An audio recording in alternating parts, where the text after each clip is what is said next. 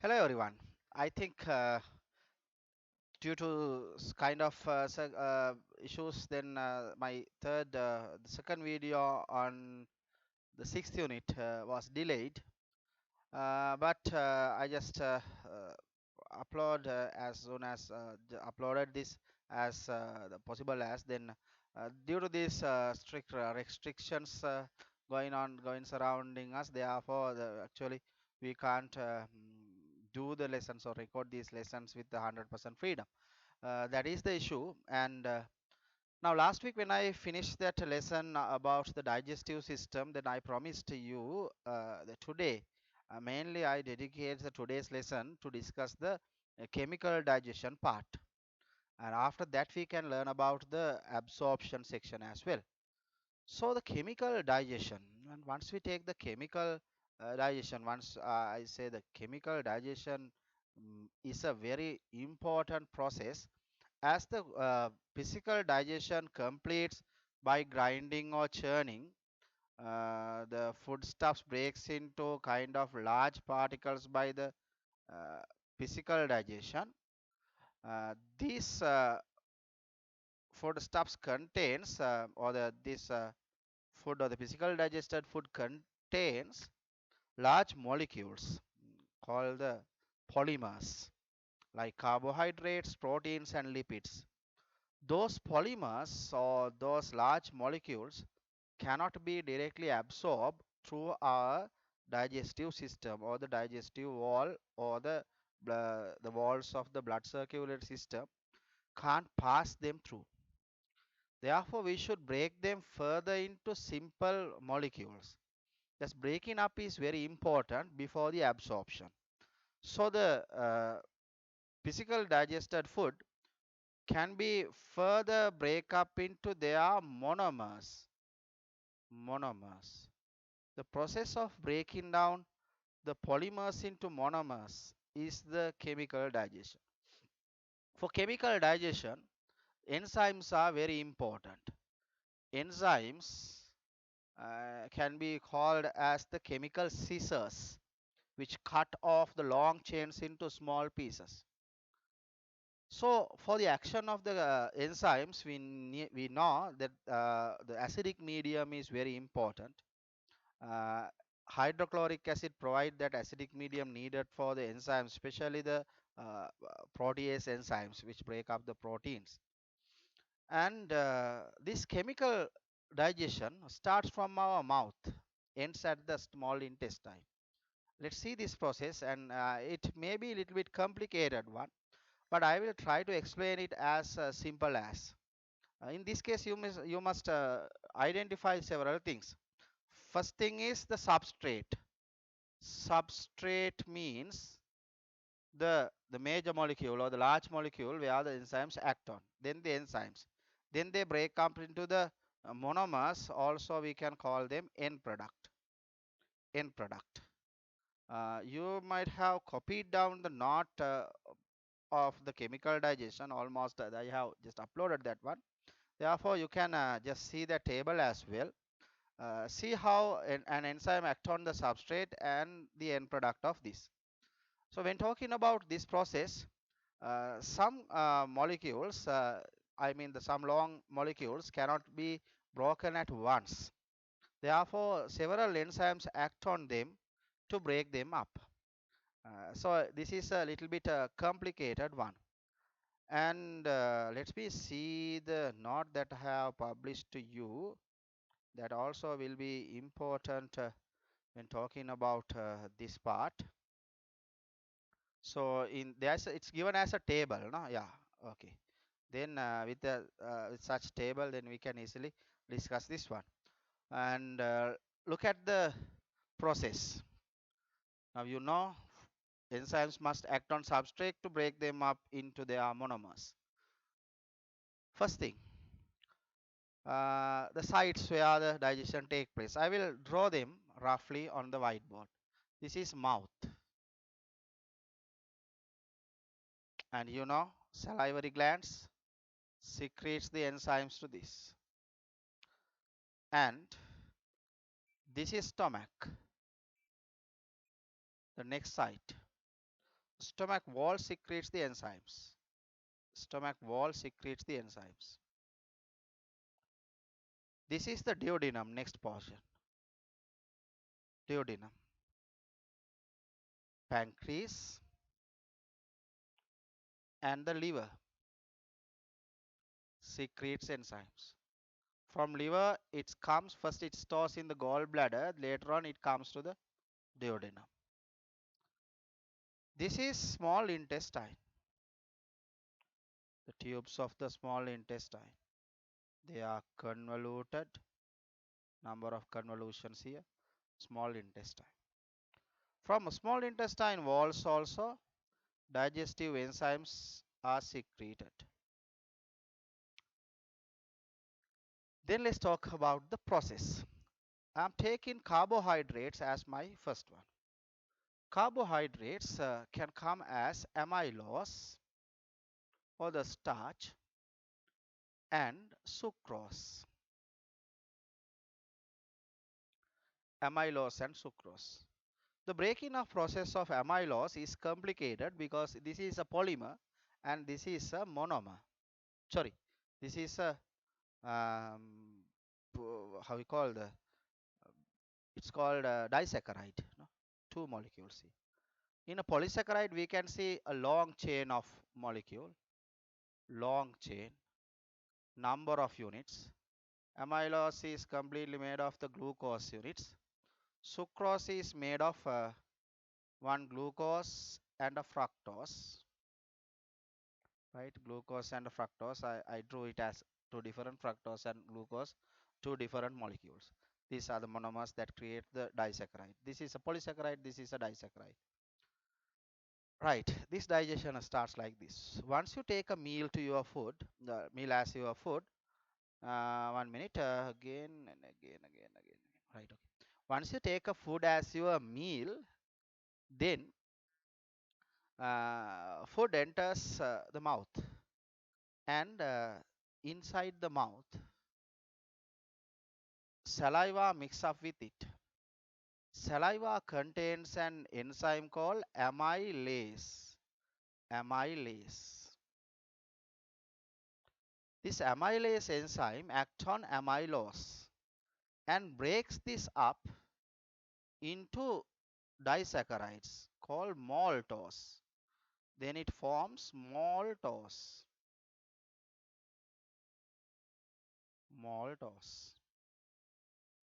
Maltose are disaccharides. Then we swallow it.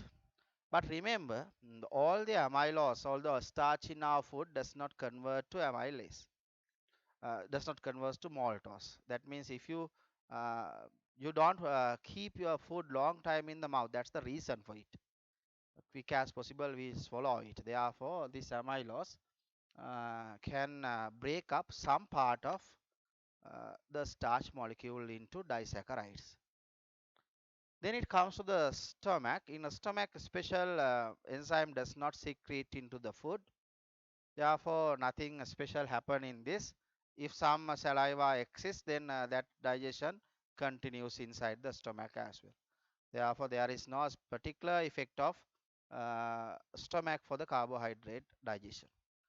Then it comes to this duodenum. When food release into the duodenum, the pancreas secretes an enzyme called maltase enzyme.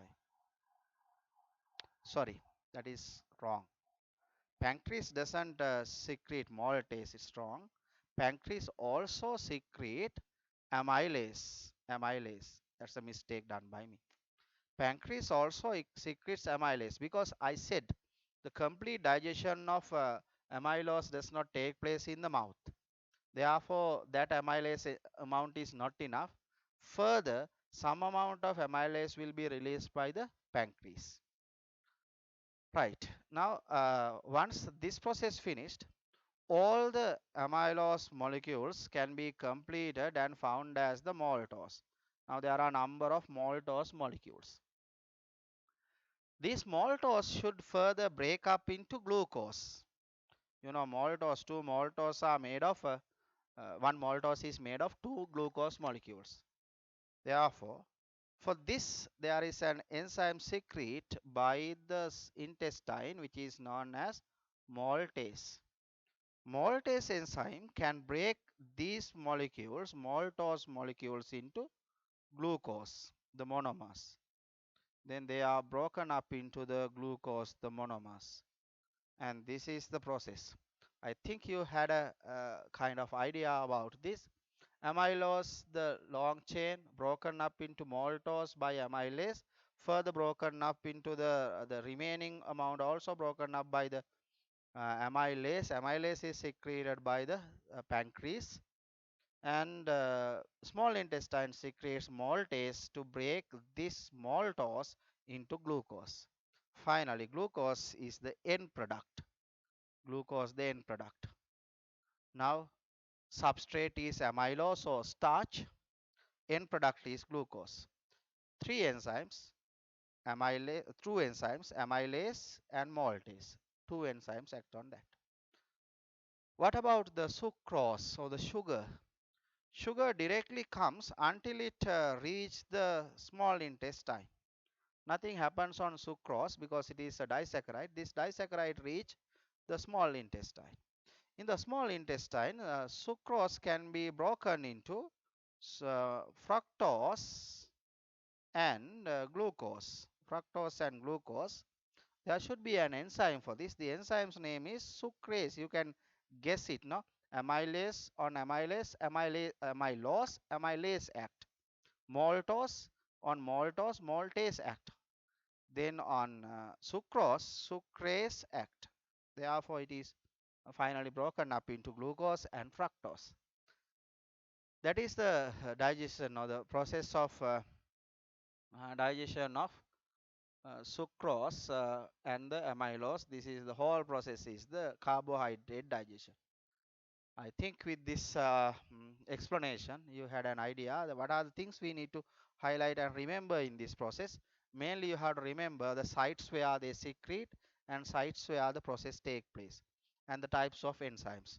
And those things are given in the table. You can see it in the table here. That table, the site, and also the substrate, enzyme, site, end product, everything shown here. Then next process is the protein digestion. Proteins are long molecules made of amino acids. So the substrate should be the protein, end product is amino acid. But protein doesn't break up into the amino acids at once. It's a long process. And number of enzymes acting on that, those enzymes are known as the protease enzymes, proteases. There are three proteases acting on this: pepsin, trypsin, and peptidase. Let's see how this process take place. Let's erase this fact, erasing this. This is the carbohydrate digestion. I'm just erasing the carbohydrate digestion now. Then in the next process, we take protein rich food here to the mouth. Nothing happens in the mouth. I mean, inside the mouth, there is no special chemical secret to digest the protein. Then it comes to the stomach. Inside the stomach, the first enzyme, pepsin secrete. Pepsin enzyme secretes. The pepsin enzyme can break these long protein chains into kind of short chains, right? It will be broken up into shorter ones. Pepsin does that function. If you see this one, protein break up into something called the proteases. Protease. Breaking up into basic chains. The long chains are broken up into small chains, proteases. Then another enzyme secretes from the trypsin. Trypsin comes from the another enzyme secrete from the pancreas. It is the trypsin. Trypsin is secreted to the duodenum. right? When food comes to duodenum, trypsin comes. Further, this is broken up into long peptide chains. We call them polypeptides. Polypeptides. Trypsin breaks the proteases into polypeptides. They are simple but not much simple. Still the amino acids does not form. So in the process of digestion starts in the stomach. Pepsin breaks them into proteases. Trypsin further breaks them up into polypeptides. Then food comes to our stomach. In a stomach, the last enzyme secretes. The last enzyme's name is the peptidase. On polypeptides, the peptidase act. Peptidase. Peptidase can break these polypeptides into single units or the amino acids. Final product, amino acid.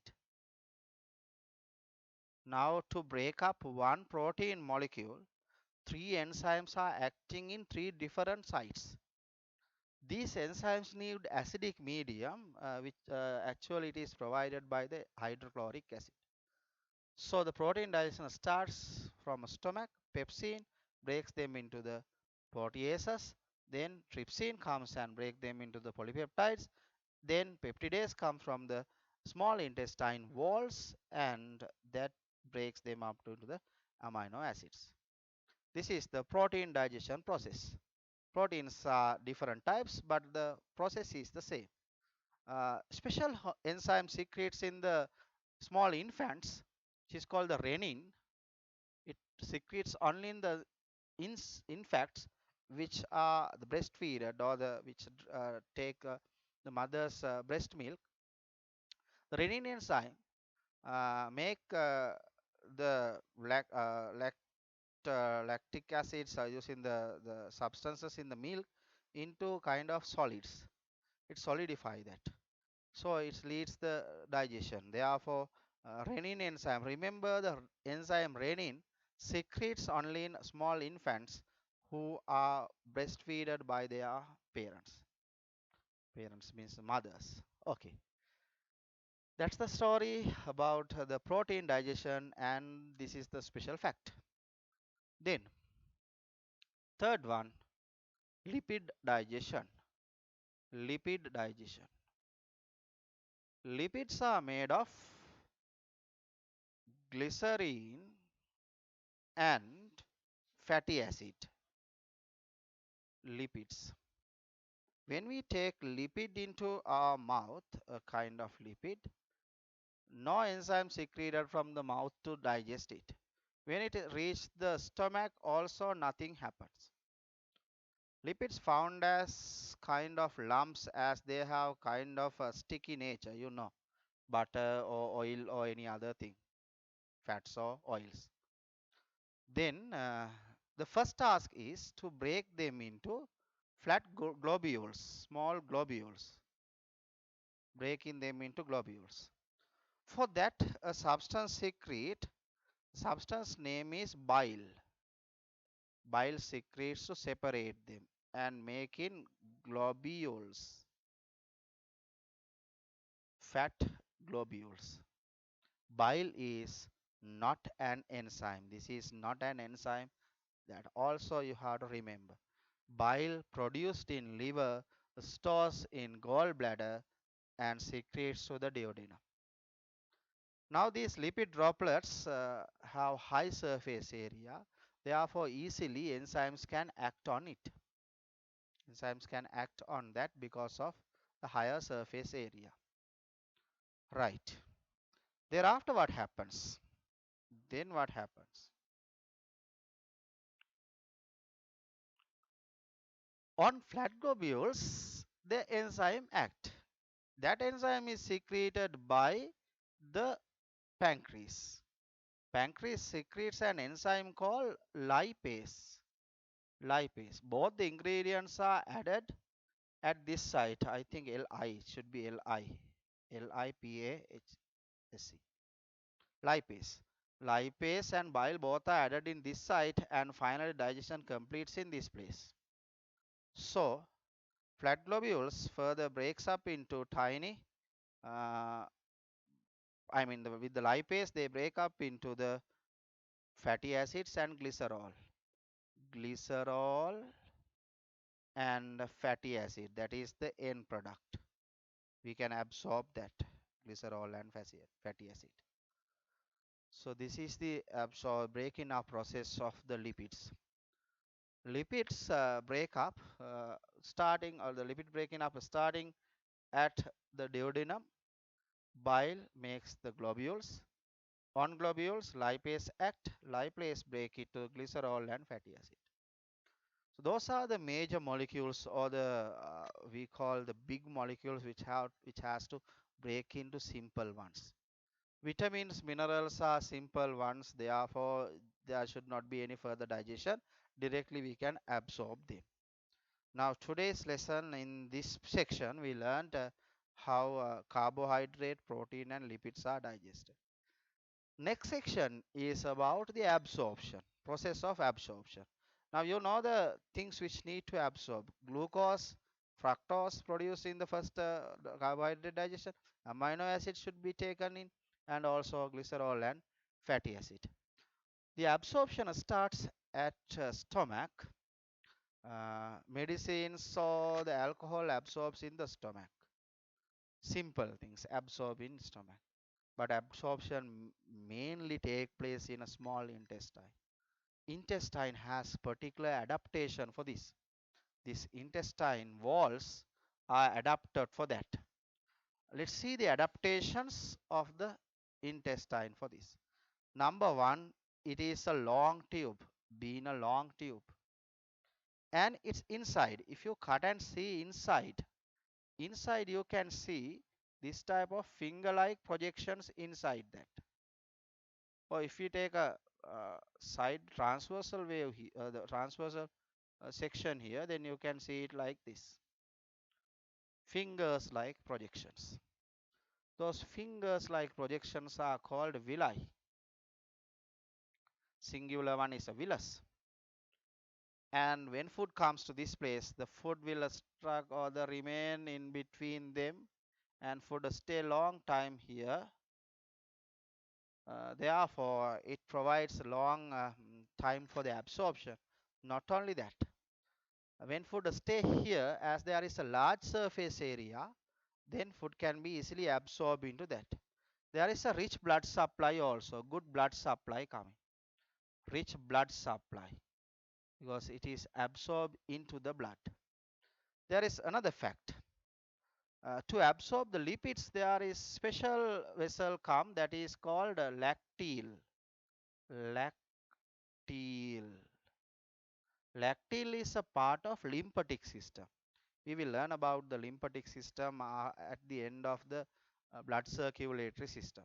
Then when in that case, I will explain about the then lipids are absorbed into the lacteal.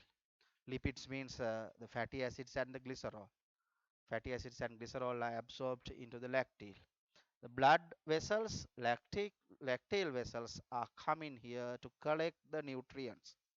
Collected nutrients will be carried into the liver. Will be carried into the liver with a special vessel. This vessel is called hepatic portal vein. Hepatic portal vein. When I am explaining this in the when I am explaining the blood circulatory system, again I will explain this part. Hepatic portal vein. Vein. This hepatic portal vein carries these nutrients into the liver for temporary storage. Remember that also. So there are a number of adaptations for the efficient absorption. Let's talk about them again as a revision. Being a long tube, presence of villi, having large surface area, and vascularized surface. Vascularized surface means having rich blood supply and good blood supply, and also presence of thin walls for the absorption. Those are the particular facts about the absorption process. Absorption completes in a large intestine, right? When you consider the large intestine, absorption completes. Mainly, water is absorbed at the large intestine. Therefore, the food becomes a solid, it solidify inside the large intestine. Finally, indigested food will be ejected out. Then, indigested food and the waste matters are different. Waste matters are produced inside our body, but indigested food is not produced inside the body. That is the rest of our food or rest of our meal. Therefore, fecal or the feces not considered as a waste matter. In the next lesson, no, lesson after the next lesson, under the excretory system, I will explain the difference between the waste matters and the feces. Right, then this story and one section, I just promise you to explain you about the explaining of the chemical digestion. Now you had a clear idea about the chemical digestion and the absorption process. You might have completed the knot. Uh, then after this, I will upload another video about the respiratory system.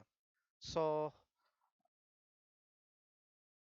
then the Zoom meeting will be held soon to summarize some of these contents.